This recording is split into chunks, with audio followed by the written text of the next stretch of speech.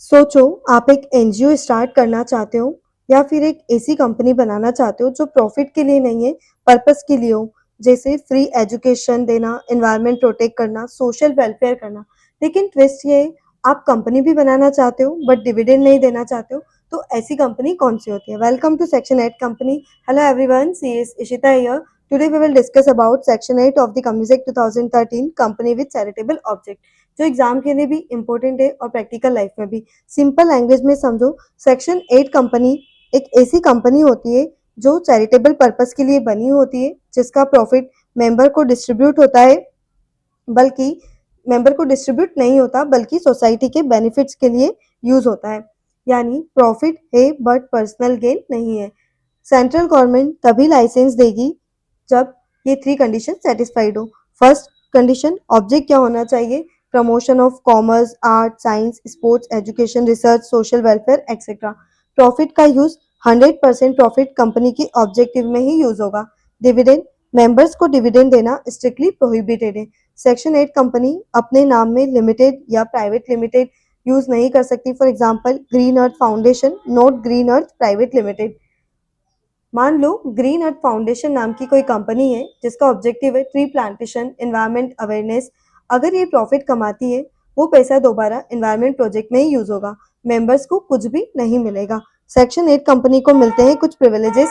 Limited company के almost सारे benefits, firm भी मेंबर्स बन सकती है, और हाई ट्रस्ट एंड क्रेडिबिलिटी। अब कुछ रिस्ट्रिक्शंस है। एमओए और एओए आप चेंज नहीं कर सकते बिना सेंट्रल गवर्नमेंट अप्रूवल के। डायरेक्ट नॉर्मल कंपनी में आप कन्वर्ट नहीं कर सकते इजीली। एग्जिस्टिंग कंपनी, अगर कोई एग्जिस्टिंग कंपनी है और वो चैरिटेबल ऑब्जेक्ट एडॉप्ट करना चाहती है, तो वो सेक्शन 8 कंपनी में कन्वर्ट हो सकती है with license. Revocation of license, अगर कंपनी गलत काम करे, जैसे कंडीशन वायलेट करना, कोई फ्रॉडलेंट एक्टिविटी या पब्लिक इंटरेस्ट के अगेंस्ट काम करे, तो गवर्नमेंट लाइसेंस रिवोक कर सकती है कंपनी का। अब आफ्टर रिवोकेशन कंपनी को नॉर्मल कंपनी में कन्वर्ट करना होगा और नाम में लिमिटेड वर्ड ऐड करना होगा। और गवर्नमेंट क्या एक्शन लेगी? बाइंडिंग अप का ऑर्डर पास कर सकती है या फिर amalgamation with another section 8 company. अगर कंपनी बंद हो जाए तो जो रिमेनिंग असेट्स है वो मेंबर्स को नहीं मिलते, अनदर सेक्शन 8 कंपनी को मिलते हैं या फिर इंसॉल्वेंसी एंड बैंक्रप्सी फंड में जाते हैं। सेक्शन 8 कंपनी सिर्फ सेक्शन 8 कंपनी में ही के साथ मर्ज हो सकती है, वो भी सिमिलर ऑब्जेक्ट वाली। अगर रूल्स ब्रेक किए तो पेनल्टी है। कंपनी के ऊपर फाइन है ₹10 लाख टू ₹1 करोड़। ऑफिसर्स के ऊपर फाइन है plus imprisonment up to 3 year. और अगर फ्रॉड का केस है तो action under section 447।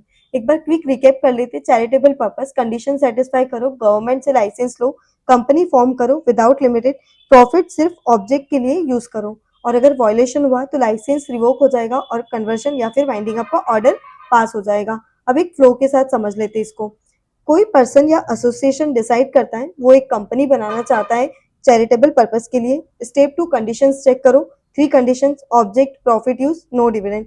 Third, decision point करो। अगर सारी कंडीशन सेटिस्फाइड हो जाती है तो फिर नेक्स्ट स्टेप, और अगर कंडीशन सेटिस्फाइड नहीं होती तो सेक्शन 8 कंपनी फॉर्म ही नहीं हो सकती। Application to government, central government को लाइसेंस के लिए अप्लाई करना आता है।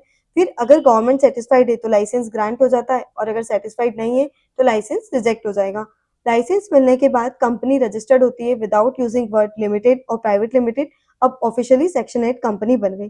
कंपनी को लिमिटेड कंपनी के प्रिविलेजेस मिलते हैं, फर्म मेंबर बन सकती है, एमओए एओए चेंज नहीं कर सकते विदाउट अप्रूवल। एग्जिस्टिंग कंपनी के कन्वर्जन, अगर कोई कंपनी एग्जिस्टिंग कंपनी है वो भी सेक्शन 8 कंपनी में कन्वर्ट हो सकती है, लाइसेंस के साथ हो सकती है। अगर कंपनी रूल्स वायलेट करे, फ्रॉड करे, पब्लिक इंटरेस्ट के अगेंस्ट काम करे, तब गवर्नमेंट एक्शन लेती है, और चाहे गवर्नमेंट लाइसेंस रिवोक कर सकती है, कंपनी को नॉर्मल कंपनी में कन्वर्ट कर सकती है, या फिर वाइंडिंग अप का ऑर्डर भी दे सकती है, या फिर अमलगमेशन करवा सकती है। अगर कंपनी बंद हो जाए तो रिमेनिंग असेट्स मेंबर्स को नहीं मिलते, दूसरी सेक्शन 8 कंपनी को ट्रांसफर होते हैं या इंसॉल्वेंसी एंड बैंक्रप्सी फंड में जाते हैं। और अगर कोई पेनल्टी है तो पेनल्टी ऊपर मैंने आपको समझा ही दी है, और आप एग्जाम में ऐसा लिख सकते हो फ्लो में। Intention, condition, government license, registration, post formation compliance, violation, government action, winding up, penalty. और अगर आपको इस टॉपिक से रिलेटेड कोई भी डाउट्स हो तो प्लीज़ आप कमेंट करिए। एंड अगर आपको ये वीडियो क्लियर हो गया हो तो like, share, subscribe and comment, and please subscribe my channel. Thank you so much.